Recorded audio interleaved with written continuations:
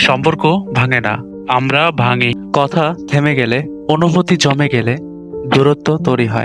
আজ hyper mind therapy থেকে আমরা জানাবো পরকীয়া কেন হয়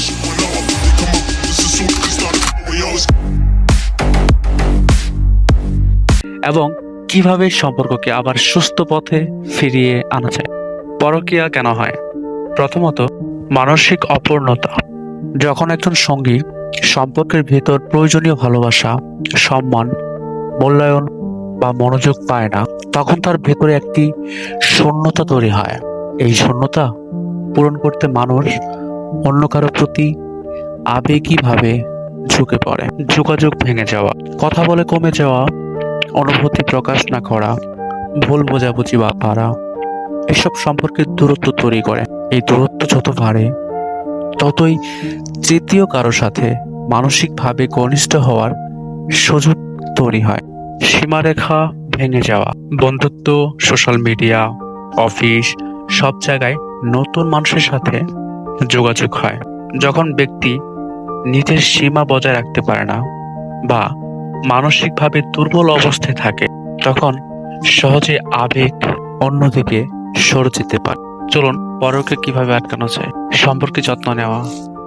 যত্ন নেওয়া মানে সময় দেওয়া, মনোযোগ দেওয়া, ছোট ছোট কৃতজ্ঞতা প্রকাশ করা।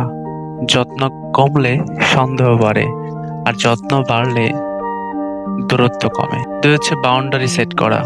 সোশ্যাল মিডিয়া, অফিস, বন্ধু, প্রত্যেক জায়গায় নিজের সীমা তৈরি করুন। মন যদি নিরাপদ না থাকে, সম্পর্ক নিরাপদ না। আমি আবার বলি, মন যদি নিরাপদ না থাকে, সম্পর্কও নিরাপদ না।